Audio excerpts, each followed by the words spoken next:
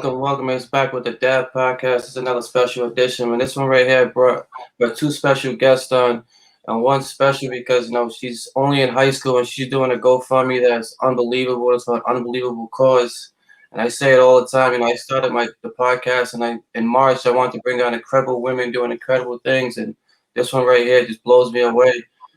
There's a lot of young teenage girls right now that would rather be on social media. They'd rather be TikToking away and trying to be the next Kylie Jenner. Not this one here. She's trying to change the world, and we need more incredible people like her. And but we got Courtney who actually works with Day One, which tell you the truth, I've seen the building, but I really didn't know too much about it. And there's a lot of people that know too much about it. But in this society, not too many people ask the questions.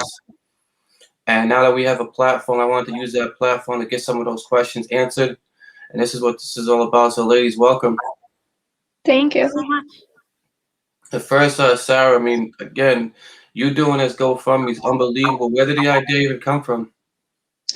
Well, I've wanted to do something like this for a while because I myself am a survivor of sexual assault, and I wanted to be able to give back to the community. And I've received some services from Day One that have definitely helped me, and I know that they've helped other people, and I wanted to give them more resources because with only a small amount of funds, they can only reach a certain amount of people. So I wanted to make sure that they could reach as many people as they could. I know definitely with the platform now on social media, the way it works, as soon as I seen it, it started getting traction. I know your original goal was what, 1,000? Yeah, 1,000. And I know the goal setter you are just from martial arts. You didn't stop there. You already surpassed that. You're still going, and that's amazing. Yeah. And Courtney, a little on you. I know the money and everything that gets raised can go to a great thing. So just give a little background on exactly what Day One is. Yeah, so Day One is Rhode Island Sexual Assault and Trauma Center. So we work closely on both sides of preventing sexual violence from happening, but also being there for people who have experienced or going through it and need services afterwards. So we're both working a ton in the community to work with systems like hospitals and schools to teach about consent and trauma-informed care, and also providing clinical services and advocacy and law enforcement accompaniment and going to court with survivors as they go through the process. And the sad part now is so many times people they feel like they can't talk to somebody or they don't have a resource. And seeing Day One and seeing that there is a resource, a lot of it starts with that person to have the courage to come out and talk. It's Sarah, for you just to open up and talk about your story, it's gonna help so many people. And you're encouraging a lot of people, and this platform is what it's all about, is just to spread the word. Now, have you had a lot of support from family and friends when you starting to GoFundMe? Definitely. It's been overwhelming. I thought about this starting the GoFundMe in January, and I talked to a few of my friends. I'm like, yeah, that's a good idea. And at first I was thinking I could get maybe $500 from just some family and friends, but I decided to set my goal high, thinking that maybe I could spread it around town, maybe my school. And so, yeah, the support's been mind-blowing. And Connie, what's the toughest part with having, especially with the way social media works and everything else, and with the quarantine now recently, everyone's been trapped inside and locked in. I know I've been hearing the numbers have been skyrocketing, unfortunately. So what's the resources for a person can use when they're, in home and don't have the resources to get out there? Yeah, no, I think that's a great question. And I think something a lot of people don't think with sexual assault is that usually it is by someone who you know. So being home all the time, sexual assault rates are going up. And I think a lot of people expect them to go down. So resources while you're at home, there's a 24/7 hotline for victims of crime, which is 1-800-494-8100, and they connect with resources. You can always call Day One at 401-421-4100, and I'm the advocacy coordinator, so people call me and talk to me all the time. So my extension is 146. And there's also chat lines online through the helpline. So a lot of people aren't safe enough where they can be on the phone and talk out loud and have that vulnerability. So there are also chat lines. If people can only IM, they're just only certain hours in the afternoon. Sarah, question. I know with you coming out and talking your story, a lot of times, man, I work at a high school, and sometimes even the smallest thing, people take it and they want to turn everything into a joke, unfortunately. And high school is definitely a scary time. What gave you that power and that courage to come out and talk about this? Well, for me, I think it took the step to realize that I don't care what anyone else has to say about my story because it is my story. Whether someone else has comments about it, that's their own business, not mine. But it definitely takes a lot of healing before you're able to realize that what they say doesn't matter because I know my own truth. That's amazing. And like I said it earlier, but you're amazing to come on. Like I remember I met you, we know each other through martial arts, and I met Yeah. you once, and the first time I seen your brother perform in the same way you just got that personality that you're powerful and strong, and you can see your confidence. You can see your confidence, and we need more female role models like you. hmm And I tell my son all the time, you look at the great females at martial arts and mastery that they're unbelievable, and you're another one. And a lot of times, boys, they don't see women the same way. Yeah. Unfortunately, they're like, "Oh, my role model has to be another guy."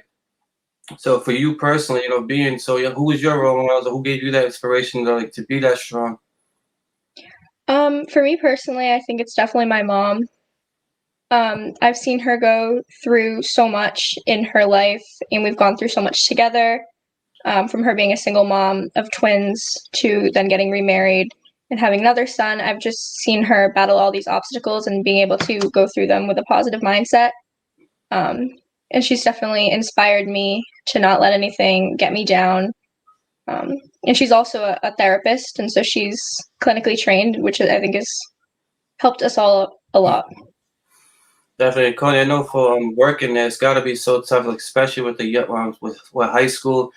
Now, what's the difference when you're working with somebody in high school, and especially with things wanting to be kept anonymous and stuff of that nature?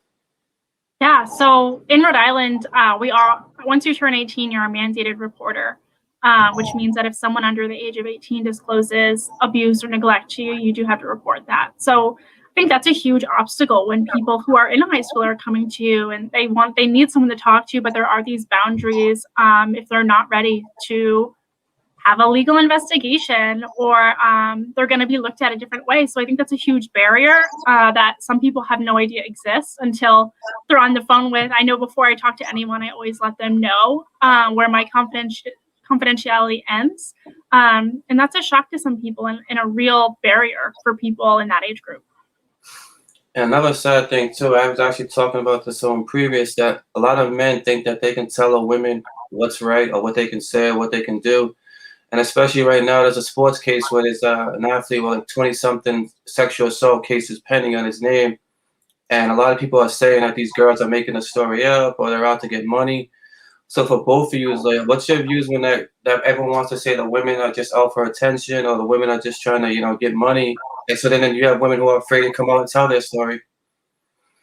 I think something we talk about when we train our volunteers is just how the brain works. And I think a lot of people come forward and they don't remember everything or they can't say it super concisely, like, a prize-winning author or something like that. They're automatically questioned. And I think a lot of people haven't had the education on trauma and are really ignorant to the education around trauma, that if they took time to really understand and read about and talk to professionals, they would understand that this is what happens after trauma. Like, not everything you can remember, and you can't, like, the sequence of events can be hard to remember and just all the things that come after. And so few people actually lie about sexual assault. And I think if anyone has time and watches Unbelievable, she actually, like the TV show on Netflix, she actually was sexually assaulted and she pled guilty to a false statement, which was untrue because she felt pressured. And I think it's a true story. So I think that's such a testament to how sometimes the system can really back victims into a corner and investigate them instead of the crime they're going through. Okay. I definitely agree, but also survivors, they don't get anything from coming out except for, in very few cases, justice. Because in many cases, there is no like concrete evidence, unfortunately, because typically during a sexual assault, like you said, it's done by someone you know. So say it's in your house, there's no security cameras in your house. You're not going to catch everything. So it's hard to prosecute people. No survivor gets money off of reporting their perpetrator, and it's just a silly claim, in my opinion. And the other thing too is like, if you could touch, Courtney, excuse me, if you could touch on people think like sexual assault is just sexual. There's so many layers and there's so many other things. It doesn't have to be actual sex to be sexual assault. So they think, oh, I just said this, or I just sent her this text message, or I just whatever. And people like think that, I can say something and not be wrong.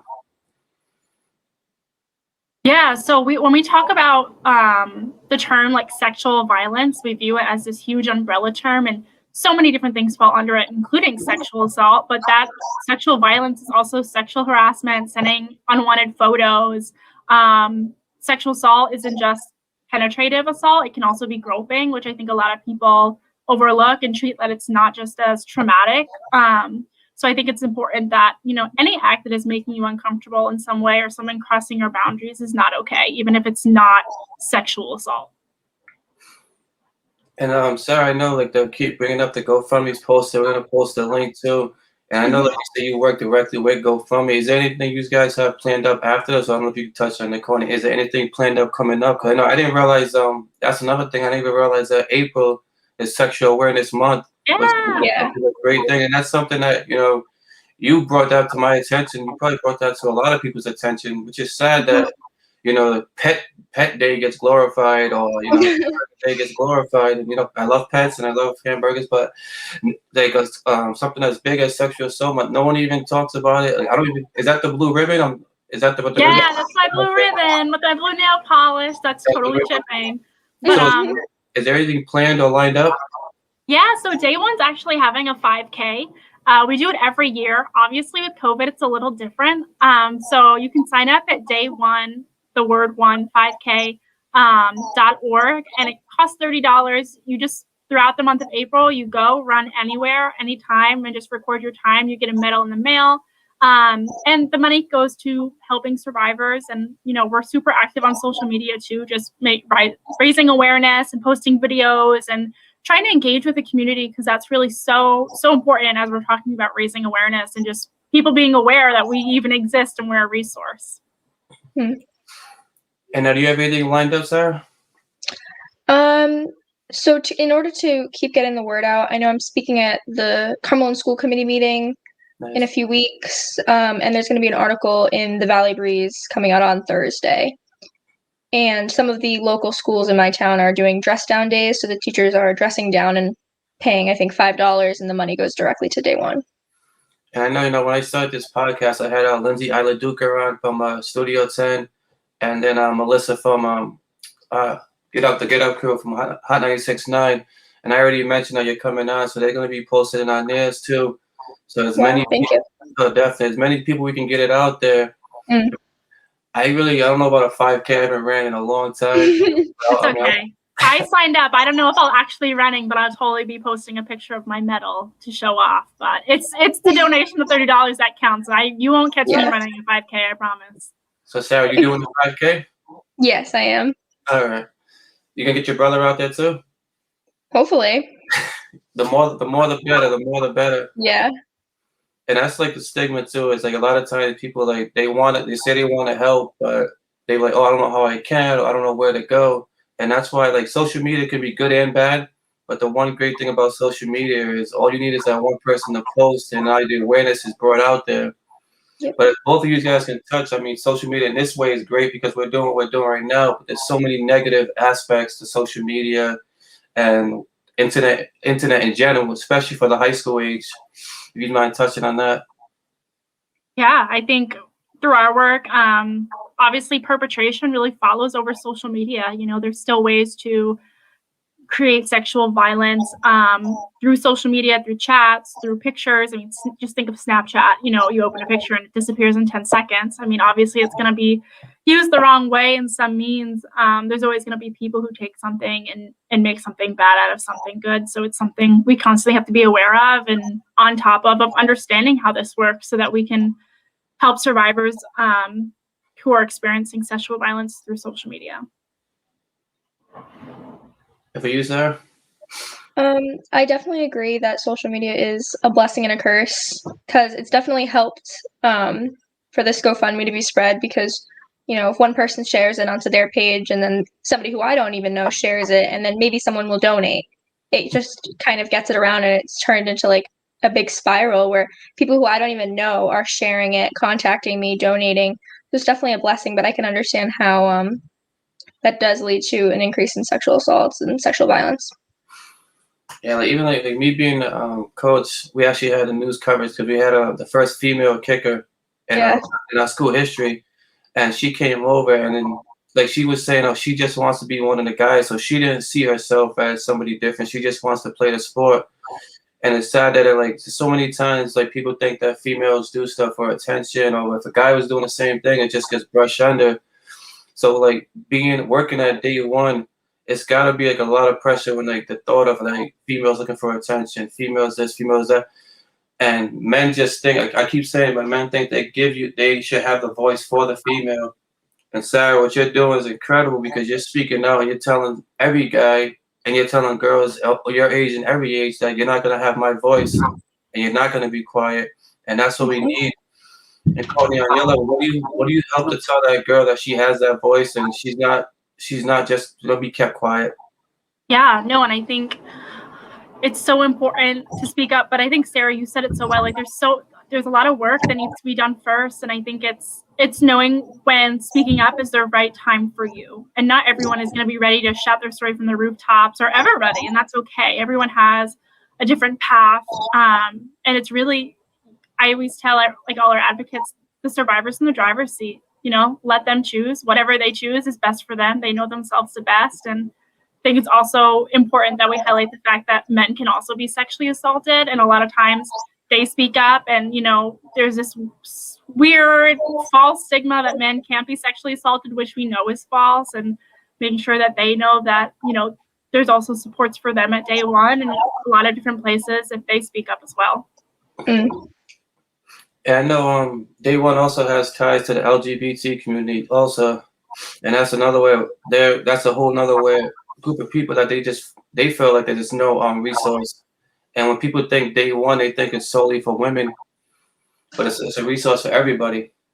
Definitely. Yeah, and we know that LGBTQ populations actually experience sexual assault at much higher levels than heterosexual individuals. So it's important that not only are we aware of these stats, but we're actually doing something about it. And we train on LGBTQ populations and how to provide trauma-informed care to them and how to be there for them and making sure that they know that there are other supports, not just Day One, that also can help them in a lot of situations. And for Sarah, I know senior year is coming, but senior year now, and big things lined up for you in the future. What's next for you?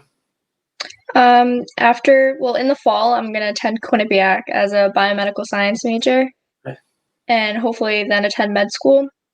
I definitely want to stay involved with keeping this fundraiser. I've been thinking about making it something like annual in Sexual Assault Awareness Month, but yeah. And definitely when you go on to college, man, it's something that every college should have a platform to talk about. And I'm sorry, I know Quinnipiac. I've heard the school. Where's that located? It's in Connecticut. It's about 2 hours away. Oh, you had to stay local, huh? Yeah, that's a little far for me too. That's that true Rhode Island. That's too far. Yeah. Now, Courtney, are you local? Were you local beforehand, or did you? Born and raised in Warwick, and I went to URI, lived in Cranston a little bit, but here I am back in Warwick, and I don't see myself leaving anytime soon. Now, what's as far as the universities? Do you guys have contact at the universities as well? Yeah, so our prevention department works with preschool to college to talk about like consent at an age appropriate level, and working with them. And then actually over the weekend, I presented about our services in sexual assault to a URI group. So we work a lot with their Greek life, and their psychology club is amazing. And they're actually doing a fundraiser too, which is really cool. So we do work really closely with the colleges. It's really whoever will have us and wants our services, like we will meet you where you're at, and if we don't have a training on it, we'll make it and we'll show up and we'll present on it. So we're super flexible in that way, which is really, really fun and really awesome to connect with a bunch of different people in the community. Sarah, you touched on it earlier, but going to speak at the board meeting, is that something that speaking in front of all those people you're nervous for? I know Mastery built you for it, but are you nervous at all? Honestly, no. I just want to get the word out there because I've, like I said before, gone through my own healing journey in order to be able to talk about this. Because even a year ago, when I had just first spoken up, I had a piece of paper and I wrote down everyone who I know that knew about it. And there were 5 names on that list for probably 6 months. And so being able to go from having to know exactly who knows and what they know to not caring who knows, and because it's my story and I can make that choice and I don't have to cater to anyone else, is definitely life-changing. And I want to keep that going and get that as far as I can. So I think the school board meeting is definitely something that I can get it even farther. Definitely. And Courtney, I know COVID, a lot of restrictions, and a lot of things are different now. Is day one still something that somebody could walk into, or is it everything call ahead of time online? How's that work right now? Yeah, so a lot of us are working from home and our services aren't in person right now for our staff safety and survivor safety, but we're still running our clinical services, both one-on-one therapy and our support groups are virtual, and then our helpline, which we have advocates 24/7 on call. All our volunteers work a 6.5-hour shift about once a week where they're on call. So if a survivor presents to a hospital for sexual assault, domestic violence, or a hate crime, we do have volunteers who will go in person to advocate for them in real time at the hospital and just be there for them. So that's available in person and over the phone. Yeah, I know, like, just with like dealing with high school kids and talking about different issues, one of the biggest things is like they always say, like, "Oh, I seen in a movie that this happens," or "I seen, on the show this happens." So many times they want to relate their situations not to real people, but they want to relate to what they seen on a TV show. And like Sarah, what you're doing, I keep telling them, I keep shouting it from the mountainside, man. What you're doing is amazing because you're giving someone that they can relate to that survived it, and they're helping out so many people now. And the role model is unbelievable. But like to that person who sees this and watches this, man, what you see on Netflix, what you see on whatever show, that's not real life, man. That's actors portraying it. This right here is what role model looks like. This is what inspiration looks like, and I'm proud of you. And like, what do you tell that other high school student who now one day they're gonna come to you for advice? Well, I think I would tell them first that I thank them for coming to me with something that's so important to them, and that to make sure that they know that I believe them and that I understand their pain and how hard it was to come out and talk to someone. And then I would definitely refer to them to a program like Day One, or I know there's a program in Massachusetts called New Hope, and to make sure that they get the proper care for themselves. Yeah, I know. Excuse me. One thing with me, like the stigma, which I kind of hate because I am one, but an athlete, like everyone feels like in athletics, it can never happen because your coach is your coach, and that's an area where the numbers are staggering. I know with the cases in Michigan State, and so URI, the universities we have here. I mean, I don't know of too many, but Courtney, do you ever have an instance? It's not a personal one, but when there's a player or an athlete, when there's cases where like because it's a coach or because it's their own person, like how would you in that situation deal with that? I think I haven't dealt with it firsthand with a survivor in real time, but I think we see it in the media so often. But I know that if a survivor came to me, was in that situation, it's contacting people they feel safe contacting. We're super lucky to have amazing law enforcement advocates who work for Day One or organizations similar that deal with DV and SA, who work in the police departments. So they know the police really well, and they can really help navigate what to do, what the system's going to look like, and their options. So I think that would be a super helpful resource for someone who might not feel comfortable talking to the police just yet, or doesn't know what that's going to look like, or might have additional barriers that maybe they're not comfortable going to the police, but they want to talk to someone about their legal problems. And just making them know that there's a whole army of people at Day One and in the community that they don't even know, people like Sarah, that believe them and support them and know that they're not alone. Now, has it been tougher? Because I know just in like the Black community with everything going on with police brutality, a lot of people don't want to go somewhere where it's police related. So has the numbers been dropping because of that, or is it still, you guys still going strong, unfortunately?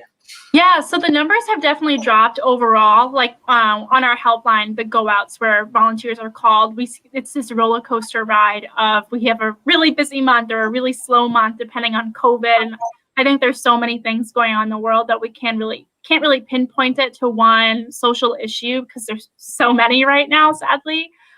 But that's something that we as advocates have to be really aware of just respecting people's boundaries and their comfort levels. And again, putting them in the driver's seat. And if they say, I don't want to report, I'm not comfortable, saying, okay, that's totally fine. Let's talk about other options or other things that might be helpful for you. Definitely. I know this is a very serious conversation and a serious topic, but one thing I always say is, you always got to find other things that are positive and enlightening in this world, and find things that, put a smile on someone's face. And that's why even when it's something serious topic, I like to bring a little joy into it. So this little part right here is a little lighter side. We can just call it rapid fire because I know you got to get ready to go, Courtney. But the first, I'm going to ask both of you the question. Sarah, you get the first one. Courtney, you're right after. The first one is inspired by my son. He's a huge Fortnite guy. So you jump out of an airplane, you got to survive on a desert island. You can only bring 5 people. Who you taking? Ooh, all right. Definitely my brother. Mm-hmm. My boyfriend. Maybe, can I take a celebrity? Oh, yeah, anybody. Julian Edelman. Yes. He's retired. He's going to be on the beach somewhere. He's not going to help you. He might. And then, trying to think somebody like wildernessy in the desert. I think I would take maybe like a park ranger, somebody who knows like the outside. And then my mom, because I can't live without my mom. You're not taking your little brother? No. And Courtney, same one for you? Same one. So I would take my dog. She is my best friend, especially working from home. My boyfriend, I would take Brene Brown, the speaker, because she would just motivate me like through every terrible turn in the desert that I'd be falling into.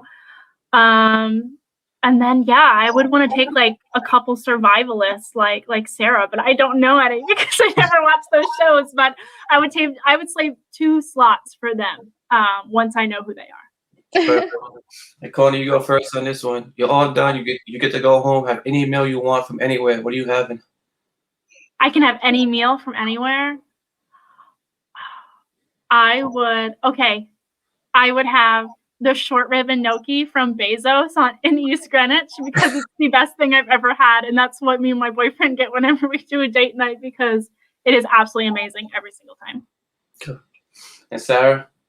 This isn't really a meal. It's more of a snack. But if you've ever been to Hershey Park, there's this peanut butter chocolate shake in this like tiny hole in the wall shack. The best thing I've ever tasted in my life. Nice. And you'd have a dream concert. Any 3 artists you want, dead or alive? Billy Joel. Oh. He'd be number 1. I think Katy Perry. And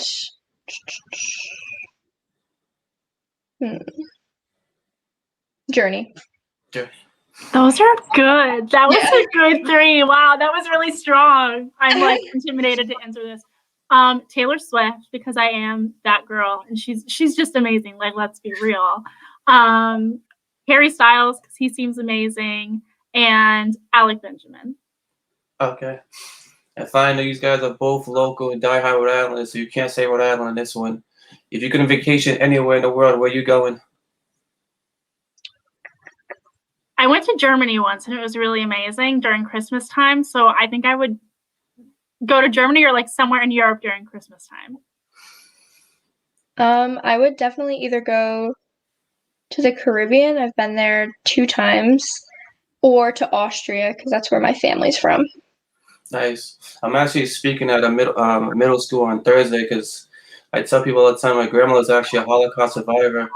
And just spreading the word on her story, and me being African American, people get surprised when I tell them I have someone from the Holocaust. But that's just what America is, the melting pot. You never know. Yeah, I have family too.